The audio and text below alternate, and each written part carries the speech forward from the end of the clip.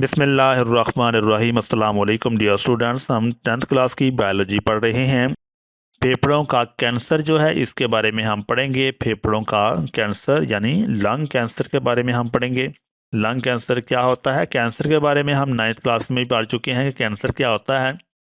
Cancer जो होता है इसको हम कहते हैं कि बेकाबू सेल डिवीजन, सेल्स की जो बेकाबू डिवीजन होती है जिसकी वजह से ट्यूमर बन जाते हैं, उनको हम कैंसर कहते हैं। तो फेफड़ों का कैंसर भी कुछ इस तरह से ही है, जिसमें जो फेफड़े के टिश्यू हैं उनमें जो सेल की डिवीजन है वो बेकाबू हो जाती है और सेल का ट्यूमर बन जाता है, जिसको फेफड़ों का कैंसर कहते हैं। तो फेफड़ों के कैंसर से मुराद क्या है? फेफड़ों के टिश्यूज़ में बेकाबू सेल डिवीजन की बीमारी है। तो फेफड़ों के कैंसर से मुराद क्या है? फेफड़ों के कैंसर से मुराद फेफड़ों के जो टिश्यूज़ हैं उनमें क्या है, बेकाबू सेल डिवीजन्स की बीमारी है। सेल डिवीजन हम पढ़ चुके हैं कि सेल जो होता है वो एक सेल से तकसीम होकर दो सेल बनते हैं, 2 से 4, 4 से 8, और माइटोसिस और माइटोटिक डिवीजन होती है। तो ये माइटोसिस होती है सेल डिवीजन, जिसमें जो फेफड़ों के टिश्यूज़ हैं उनके जो सेल्स हैं वो बेकाबू सेल डिवीजन करती हैं। उससे क्या होता है, सेल्स की किसी कंट्रोल के बगैर तकसीम होना जारी रखते हैं। सेल्स क्या करते हैं, किसी कंट्रोल के बगैर तकसीम होना जारी रखते हैं और रसोलियाँ यानी ट्यूमर्स बना डालते हैं। तो इसको सेल की फेफड़ों का कैंसर कहते हैं। फेफड़ों के जो टिश्यूज़ होते हैं उनमें जो सेल होती हैं उनकी जो डिवीजन है वो बेकाबू हो जाती है, जिसकी वजह से जो फेफड़े हैं उनमें रसोलियाँ और ट्यूमर्स बन जाते हैं, जिसको फेफड़ों का कैंसर कहते हैं। तो ये फेफड़ों का कैंसर होता है। ये सेलुलर ग्रोथ फेफड़ों से निकलकर दूसरे करीबी टिश्यूज़ में भी दाखिल हो सकती है। तो असल सही डेफिनेशन जो फेफड़ों के कैंसर है वो यहाँ तक ही होती है कि फेफड़ों के कैंसर से मुराद फेफड़ों के टिश्यूज़ में बेकाबू सेल डिवीजन की बीमारी है। सेल्स किसी कंट्रोल के बगैर तकसीम होना जारी रखते हैं और रसोलियाँ यानी ट्यूमर्स बना डालते हैं।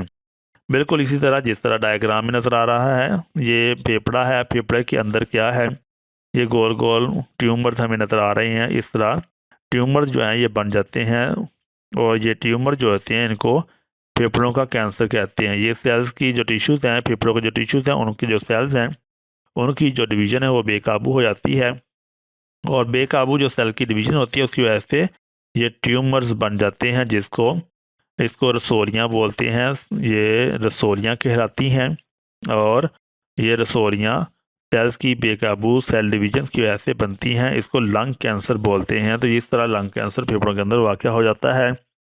फेफड़ों के कैंसर की अलामात क्या होती हैं? अगर किसी इंसान को फेफड़ों का कैंसर है तो उसकी अलामात क्या होंगी, किस तरह से पहचान कर सकते हैं कि इंसान को क्या है कि फेफड़ों का कैंसर है। फेफड़ों का जो कैंसर है उसकी जो अलामात हैं उसमें सबसे पहले है जी सांस की तंगी। सांस लेने में दुश्वारी होती है, सांस की तंगी है। दूसरी जो बड़ी वजह है वो ये है कि खांसी है, जिसमें खून की खांसी भी शामिल है। खांसी करते हुए जैसे खून की जो बलगम है उसके साथ खांसी में खून का आना भी शामिल है। तीसरा है वज़न में कमी होना। तो ये भी फेफड़ों के कैंसर की अलामात है। कैंसर की 3 अलामात है। नंबर 1 सांस की तंगी है, नंबर 2 खांसी है जिसमें खून की खांसी शामिल है, और तीसरा क्या है कि वज़न की कमी का होना भी फेफड़ों के कैंसर की अलामात हैं।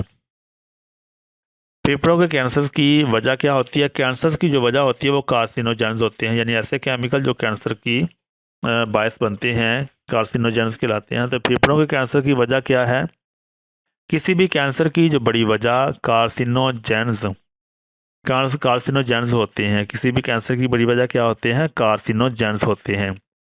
लेकिन फेफड़ों के कैंसर में सबसे बड़ी वजह क्या होती है कि सिगरेट के धुएं में जो कार्सिनोजेंस होते हैं वो सबसे बड़ी वजह है। कार्सिनोजेंस नंबर 1, फेफड़ों के कैंसर की बड़ी वजह क्या है? कार्सिनोजेंस हैं, जैसा कि सिगरेट के धुएं में होते हैं। और दूसरा क्या है? Number 2, ionising radiations. Ionising radiations भी फेफड़ों के कैंसर की वजह है। और तीसरा है वायरल इन्फेक्शंस। जो इन्फेक्शन वायरसेस की वजह से होते हैं, अगर फेफड़ों के अंदर वायरसेस पहुंच जाएं तो वहां पर भी कैंसर के बायस बन जाते हैं। तो ये 3 वजूहात हैं फेफड़ों के कैंसर की। नंबर 1 है कार्सिनोजेंस, ऐसे कार्सिनोजेंस जो सिगरेट के धुएं में मौजूद होते हैं तो उस फेफड़ों के कैंसर की वजह बनते हैं। नंबर 2 है आयोनाइजिंग रेडिएशंस, और नंबर 3 वायरल इन्फेक्शन। तो आयोनाइजिंग रेडिएशन जो होती हैं वो क्या होती हैं? आयोनाइजिंग रेडिएशन जिस तरह ये अल्फ़ा रेज होती है, बीटा रेज और गेमा रेज। अल्फ़ा, बीटा और गेमा रेज जो होती हैं, ये जो रेज होती हैं, ये शुआएं होती हैं, इनको आयोनाइजिंग रेडिएशंस कहते हैं। अल्फ़ा, बीटा और गेमा रेज जो होती हैं, ये क्या कहलाती हैं? आयोनाइजिंग रेडिएशंस कहलाती हैं। और ये रेडिएशंस जो रेडिएशन जो होती हैं, ये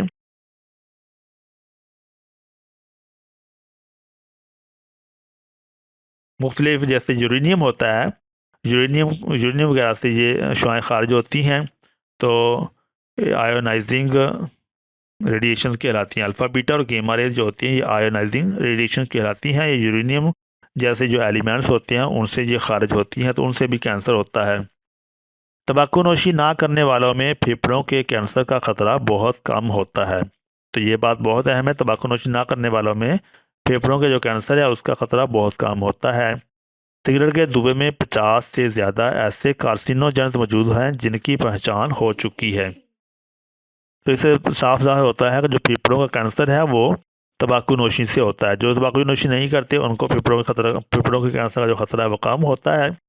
सिगरेट के धुएं में 50 से ज़्यादा ऐसे कार्सिनोजेंस मौजूद होते हैं जिनकी क्या है? पहचान हो चुकी है। ये स्मोकिंग हो रही है, स्मोकर ये इंसान है, एक स्मोकिंग कर रहा है, सिगरेट पी जा रही है और सिगरेट के पीते हुए नाक से जो धुआं निकल रहा है, ये धुआं इर्द गिर्द फैल रहा है, ये सारा धुआं फैल रहा है। और साथ खड़ा हुआ इंसान जो है उसको बहुत मुश्किल पेश आ रही है। उसके नोज़ के ज़रिए जो धुआं है वो उसके सांस की नाली में जा रहा है। तो इसको पैसिव स्मोकिंग कहते हैं। ये ओरिजिनल स्मोकिंग हो रही है और ये क्या है? ये वाली पैसिव स्मोकिंग है। जो सिगरेट नोशी नहीं कर रहा लेकिन फिर भी सिगरेट जो है उसका धुआं उसकी नोज़ में जा रहा है, तो इसको पैसिव स्मोकिंग कहते हैं। तो पैसिव स्मोकिंग क्या होती है कि एक आदमी जो स्मोकिंग नहीं करता फिर भी जो धुआं है उसकी नाक के ज़रिए सांस की नाली में जाता है, तो उसको पैसिव स्मोकिंग कहते हैं। पैसिव स्मोकिंग यानी किसी दूसरे की स्मोकिंग से पैदा होने वाले धुएं का सांस के ज़रिए अंदर जाना। पैसिव स्मोकिंग क्या है? पैसिव स्मोकिंग यानी किसी दूसरे की स्मोकिंग से पैदा होने वाले धुएं का सांस के ज़रिए अंदर जाना पैसिव स्मोकिंग कहलाता है। यह भी फेफड़ों के कैंसर की एक वजह है। सिगरेट के जलते हुए किनारे से निकलने वाला धुआं इस धुएं से ज़्यादा खतरनाक होता है जो फिल्टर वाले किनारे से निकलता है। यानी सिगरेट की दो साइड होती हैं, एक साइड जहाँ से धुआं निकलता है वो ख़तरनाक ज़्यादा होता है, लेकिन जो फिल्टर वाले किनारे से निकलता है वो कम ख़तरनाक होता है। बिल्कुल इस तरह जिस तरह ये सिगरेट है, सिगरेट का एक वाला हिस्सा जिसमें फ़िल्टर लगा हुआ है, ये फ़िल्टर वाला हिस्सा है, और इस साइड से जो धुआं निकलता है ये कम ख़तरनाक होता है, और कम ख़तरनाक होता है इस साइड से निकलने वाला धुआं। और जो दूसरी साइड है, इस साइड से जो धुआं निकलता है वो ज़्यादा ख़तरनाक होता है। तो ये है सिगरेट के जो फिल्टर वाली साइड है वो उस साइड से निकलने वाला धुआं क्या होता है? कम ख़तरनाक होता है। और जो फिल्टर के जो सिगरेट के जिस साइड से सिगरेट को सुलगाया जाता है उस साइड से जो धुआं निकलता है वो ज़्यादा खतरात वाला होता है, ज़्यादा ख़तरनाक होता है। सिगरेट की जो ये येलो साइड है इसको कहते हैं फ़िल्टर वाली साइड। ये इसके अंदर फोम लगा होता है जिसको फ़िल्टर बोलते हैं। तो ये फ़िल्टर जो होती है ये धुएं को फ़िल्टर करने का काम करती है ताकि जो नुकसानदेह केमिकल हैं वो जिस्म में दाखिल ना हो, लेकिन इसके बावजूद भी जो धुआं है वो कार्सिनोजेंस को फेफड़ों तक पहुंचा देता है। फेफड़ों के कैंसर से बचाव किस तरह से मुमकिन है? फेफड़ों के कैंसर से बचाव के लिए एक ही तरीकाकार है।